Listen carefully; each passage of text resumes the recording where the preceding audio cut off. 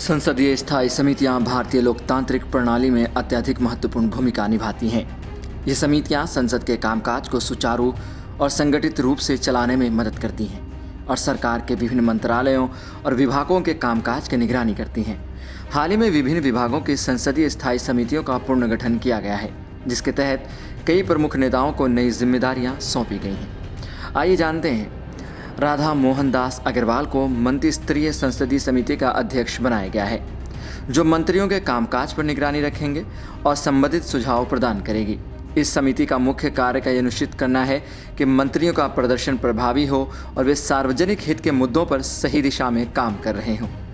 अखिलेश यादव को विज्ञान एवं प्रौद्योगिकी, पर्यावरण एवं जलवायु परिवर्तन समिति का सदस्य बनाया गया है। ये समिति ऐसे मुद्दों पर विचार करेगी जो पर्यावरण सुरक्षा, वैज्ञानिक विकास और जलवायु परिवर्तन से संबंधित है।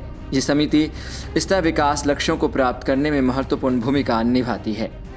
निशिकांत दुबे भाजपा नेता और सांसद को संचार और आईटी पर संसदीय समिति का अध्यक्ष नियुक्त किया गया है।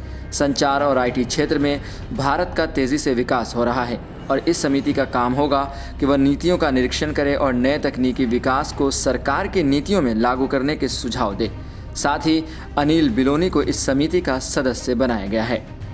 राहुल गांधी कांग्रेस नेता और रायबरेली से सांसद को रक्षा समिति का सदस्य नियुक्त किया गया है। ये समिति भारत की रक्षा नीति, सुरक्षा रणनीतियों और रक्षा उपकरणों की खरीद पर ध्यान केंद्रित करती है। राधा मोहन सिंह को इस समिति का अध्यक्ष नियुक्त किया गया है, जो सुरक्षा संबंधी मुद्दों पर समिति का नेतृत्व करेंगे और महत्वपूर्ण निर्णयों में सहयोग करेंगे। असदुद्दीन ओवैसी को विदेश मामलों की संसदीय समिति का सदस्य बनाया गया है। यह समिति भारत की विदेश नीतियों, अंतर्राष्ट्रीय संबंधों और अंतर्राष्ट्रीय मंचों पर भारत की भूमिका का निरीक्षण करेगी। वहीं शशि थरूर को इस समिति का अध्यक्ष नियुक्त किया गया है, जो अंतर्राष्ट्रीय मंच पर भारत की रणनीति और विदेश नीति से जुड़े मामलों में दिशा निर्देशन करेंगे।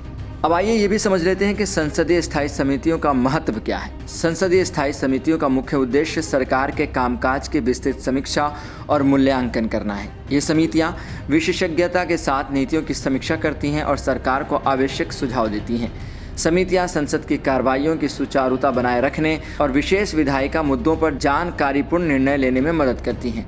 हर समिति के पास विशिष्ट अधिकार क्षेत्र होता है और हर वह उन मंत्रालयों विभागों के कार्यों की निगरानी करती हैं जो उसके अधिकार क्षेत्र में आते हैं। ये समितियां नीतिगत फैसलों का गहराई से विश्लेषण करती हैं और संसद में उन पर चर्चा के लिए सुझाव देती हैं। इसका उद्देश्य न केवल सरकार की जवाबदेही सुनिश्चित करना है, बल्कि यह भी है कि कोई भी नीति या विधेयक जल्दबाजी में लागू न हो और उसका समुचित मूल्यांकन हो सके। संसदीय स्थायी समितियों का पुनर्गठन हर साल किया जाता है, जिसमें सदस्य नई जिम्मेदारियां लेते हैं।